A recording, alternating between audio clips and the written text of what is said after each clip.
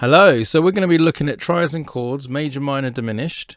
More importantly, how to make those shapes and why they're called what they're called. There is a good reason, and you'll see these named throughout songs, major, minor, and occasionally the diminished is a little bit rarer. And it'd be good, you better work this out. From this information, you'll be able to work out any chord anywhere. Knowing the key of C is really important just to start with, to get the very basics and to get you playing and hearing the sounds of each chord. And then when you start to get used to that and you've played a couple of progressions and your fingers are moving around nicely between the left and right hand, then really you want to start stepping into other keys. And it's really easy if you can memorize shapes and patterns and have a little bit of theory to back it up as well. This all helps building the picture. So here we've got the three chords: C major, C minor, C diminished. So when we build a chord from its scale. Now when you look at the key of C, it goes C major, D minor, E minor, F major, G major, A minor, B diminished. And the reason for every one of those chords being named what their name is because it relates to its own root or its own scale. So if we start with the scale of C and we make a C major chord, then we are playing the first, third and fifth of the chord of the key or the scale. So here we got C, E and G, and the first, third and fifth of its scale, and it should sound like this.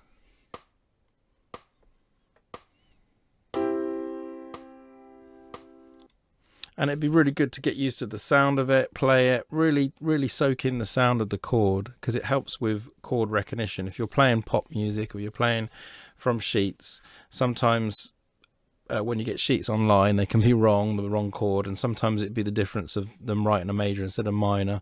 So if your ears pick on this, you can correct things quite easily, and it helps you when you're playing along with people, because if they're playing a song and they're playing major and minor chords, you can hear that, and it's very easy for you to pick that up and put that into your hands when you're playing the chords. So it all helps building up the information there. So C major is the first, third and fifth of scale. Now when we move to C minor, you can see there's one note difference, and the one note difference is this: if we put the E major in here and then flatten it, so we're taking it out, so we're taking the E and flatten it, moving it back one. So when I say flat, we're just going to move that back, and we're moving it back by one note. This is now a root, a flat third and a fifth. So to make a minor chord, you just take the first, fifth, third and fifth, and you take those three notes from the scale, and then you flatten the third one, and that's why we have this, what we call a chord formula: root, flat, third and fifth. Now a good way to work this out from any note is if you look at the distance between the notes. So you can see 1, 2, 3, and then on 4 notes in, which is basically 2 tones, you go to C to E, and if you look at the gap between E and G, you're literally playing a tone and a half. So 2 tones and a tone and a half. And this is by going 1, 2, 3 notes. So you got 1, 2, 3, 4 notes, 1, 2, 3 notes. And that's a really good way of you being able to play any chord. So if we started on the D and went 1, 2, 3, 4 notes, it's an F sharp. 1, 2, 3 notes, it's an A. So D, F sharp and A would make a D chord. Now making a minor, you're flattening the third, so the difference is the distance in the first note to the second note is shorter by half a step, or basically one note. 1, 2, 3 notes now. 1, 2, 3, 4 notes. So it's changed from 3, 4 instead of 4, 3. So the distance between the notes, we call them intervals, but the more important thing is getting the right amount between each one to get the right chord. So C major looks like this, and C minor looks like this, but if we hear them together,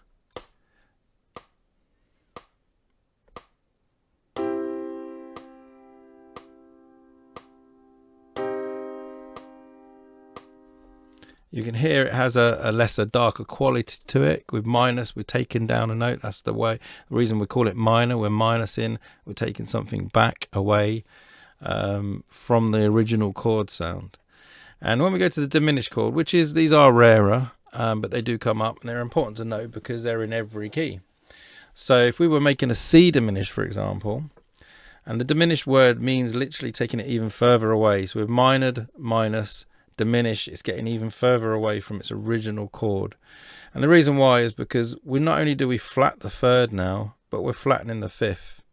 We've taken the C, E, and G, we've flattened the third, we've flattened the fifth. And that gives us a diminished chord.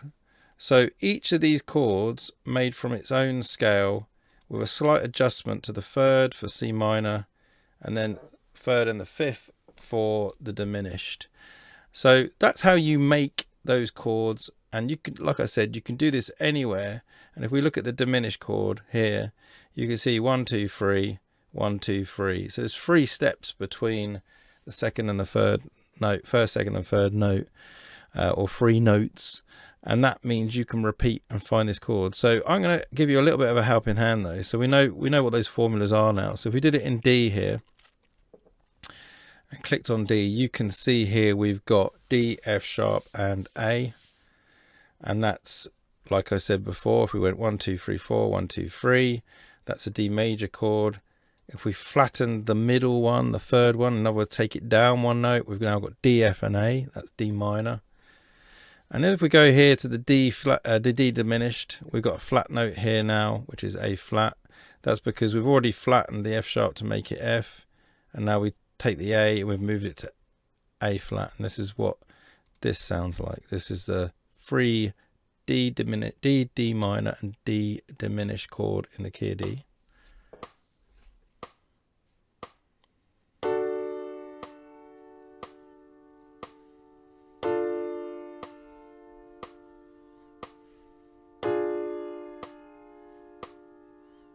So that's what they sound like, and like I said, soak in the sounds of these chords. What a major, a minor, and a diminished. You can hear the darkness, and you can hear it sounding slightly on edge, that diminished chord, and it's really good for ear training. So at the end of this, I'm going to literally let all these chords play. So if you can keep up with the chords and play them as they change between each one, that'd be a really good exercise. But also you could just listen to it and take it, close your eyes, take in the sound of those chords, and then maybe start the video from a random place in the exercise and listen and see if you can say what they are.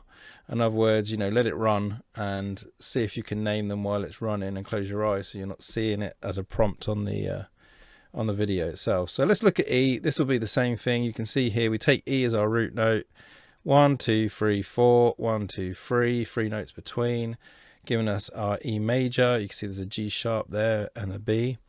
And if I was to move to the E minor, I'm flattening the middle one. The third is flattened. That's what we do. We minus the third, making it a minor. And that gives me E, G, and B. Now, if I take it to the E diminished, we know I've got a E minor, and the only adjustment we make to the E minor to make it a diminished triad is we add a B flat. So we take the B, flatten that by 1. This is what that sounds like.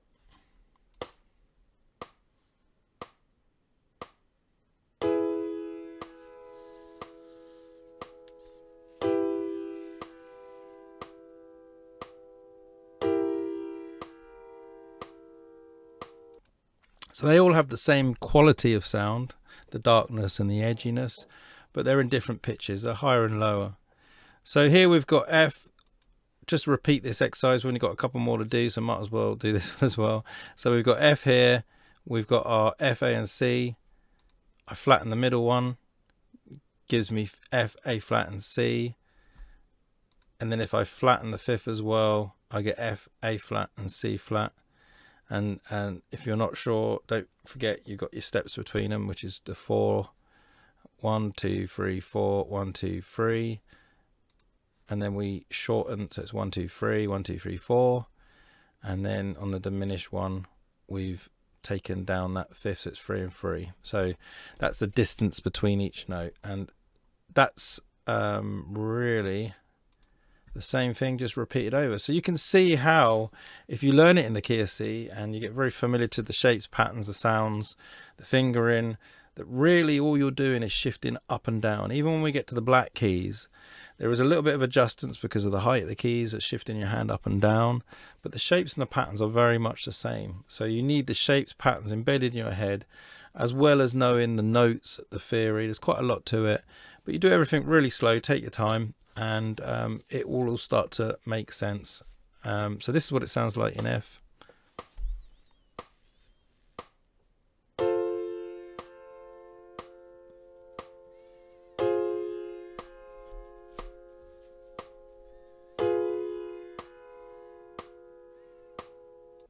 There you go.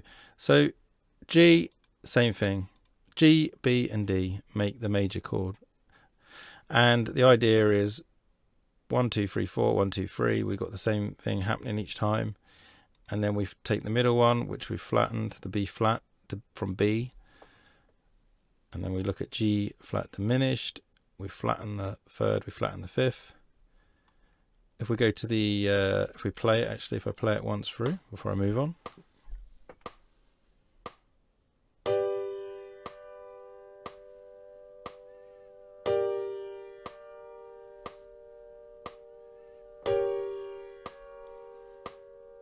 So here's A major, A minor, and A diminished. Let's listen to this. So we've got our C sharp and E, and then we're going to flatten that C sharp, and then we're going to flatten the E, and that gives our diminished. Now I'll let it run on now for the last one. So here's our B, B, D sharp, and F sharp. All we're just doing is flattening the third to a D, F sharp goes to an F, and there's our diminished. And that completes the exercise. Now there's a lot in that, and you could just work your way through each one. Maybe just spend a bit of time on the first one, then get the second. But you'll find you'll very quickly pick up a pattern there. Okay, so what I'm going to do is I'm going to start from the very beginning of this exercise and play it. And what I want you to do is see if you can keep up with the chords. So you basically finger the C chord, make your small adjustments with your third to make it a C minor. And then what you want to do, that's with your third digit, you're going to raise up. And then we got a C diminished there, which if you're playing on that with your little finger, then you're going to raise that up as well. A bit tricky at first, getting used to shifting up to those black notes. Don't forget to shift your thumb up closer to the note to make it easier to hit. But the idea is to basically copy those shapes, C, C minor, C diminished. And if you can do it and keep in time with without pausing, you've done really well. So maybe aim for that, and you might need to pause to start with to get to the next shape, and do that if you need to. And then just move for each chord and each sequence until you get to the bottom. And it's going to repeat. When it repeats, what would be quite good is if you just listen, close your eyes, let it go through, and say the name of each chord as you go along. If you're not sure, open your eyes and have a look at where you are. But this is brilliant for ear training. So listening to a chord, identifying the sound, and then saying the name of that chord means we can do that. If we start memorizing that, we can start doing that when we hear it on the radio, when we're playing with people, and when we're learning songs from sheets and we've got chords written down. Sometimes they're wrong, or the wrong order, or the wrong name. Our ear training will kick in and enable us to correct some of those mistakes by ear. So if you really want to develop every skill when you're playing this style of piano. You want to be able to sight read the notes, you want to be able to see the chord shapes, and you want to be able to identify by sound. So this would definitely help with that. So here we go. Without further ado, from the beginning.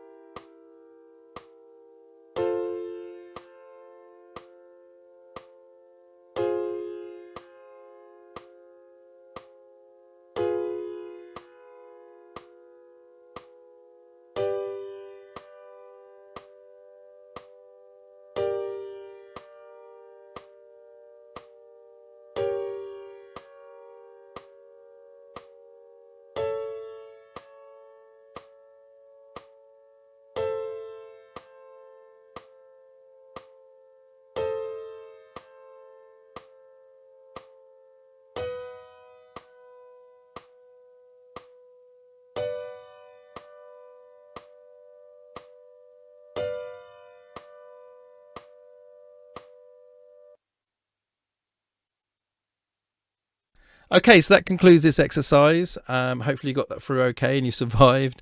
But you can pause, stop, rewind, rinse and repeat these exercises until you feel like you're really getting it down. And the most important thing is you're going to work on the shapes, the patterns, memorizing the distance between the notes and the names of the chords. But also ear training is really crucial, really important part of modern play. And so if you can work on that at the same time and really digest the sounds to each chord that you're making, it helps a lot. And I will see you very soon.